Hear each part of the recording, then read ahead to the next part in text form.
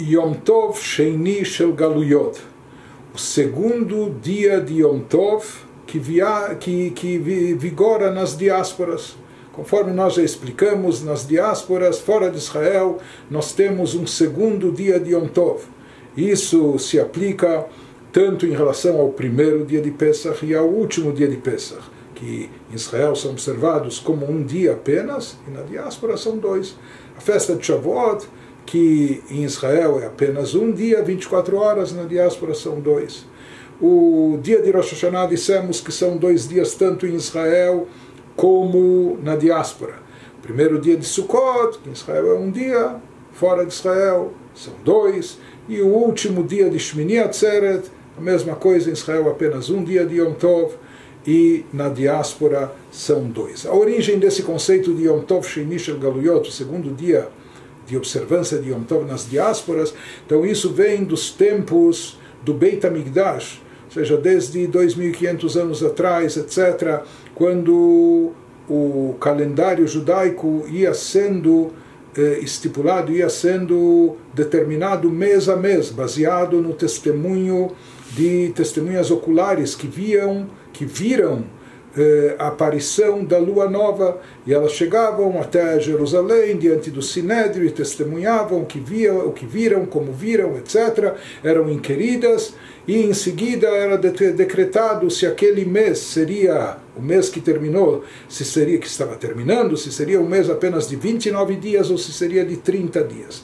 De qualquer maneira, no mês seguinte, para saber quando comemorar a festa que viria no próximo mês, todo mundo estava na expectativa e não se tinha o calendário previamente fixado, então não havia aqui uma diferença, uma dúvida de um dia quando iria se comemorar a próxima festa, vamos dizer, até a festa de Pesach, se tratando do final do mês de Adar, para saber se Rosh Chodesh Nissan, se dia 1 de Nissan foi na terça-feira ou será que ficou apenas para quarta-feira. Isso vai ter implicações para determinar quando vai se fazer o Seder, quando vai se celebrar o Rosh Hashanah. Então, logo que se estipulava o novo Rosh Chodesh, eram enviados mensageiros para todas as cidades ao redor para anunciar que dia efetivamente foi estipulado para ser o Rosh Chodesh, e portanto que dia cairia a festa de Pesach 2 semanas depois. Mas haviam lugares mais distantes, onde naquelas épocas que não tínhamos nem os meios de comunicação, nem os meios de transporte que dispomos hoje em dia,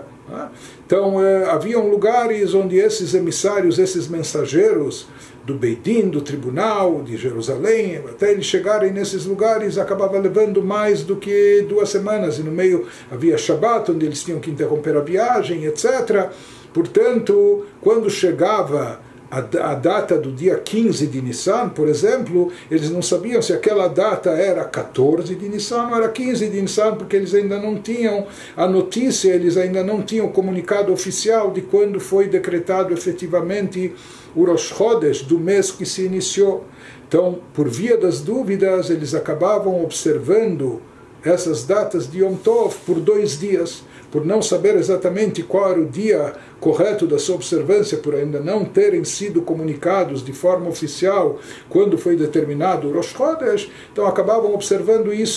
essa data por 2 dias. Já há séculos, já 1.600 anos, o nosso calendário é pré-fixado, pré-estabelecido, porém os nossos sábios estipularam que mesmo o calendário já sendo previamente conhecido, que fosse mantida na diáspora a observância do segundo dia de Yom Tov Sheini Shel Galuyot, porque Minhag Avoteinu Beyadeinu, para manter o costume dos nossos ancestrais, dos nossos antepassados, que a gente mantenha e preserve o costume deles, que era de observar na diáspora 2 dias de Yom Tov em cada uma dessas festividades. Os livros místicos, de acordo com a Kabbalah, também explicam que aquilo que pode se atrair e absorver em termos de fluxo de energia divina na Terra Santa, em Israel, é suficiente, bastante, 24 horas, um dia. Porém, fora da Terra Santa, já na diáspora, fora de Israel, aquilo que em Israel basta um dia para ser atraído e absorvido em termos de Kedushá, santidade, divindade, na diáspora são necessários 2 dias. E por isso permaneceu, mesmo com o calendário já prefixado, e mesmo hoje que a gente já sabe de antemão, e todo mundo, no mundo inteiro sabe quando foi o Rosh Chodesh, etc., não existe mais esse problema técnico, mas assim como em outros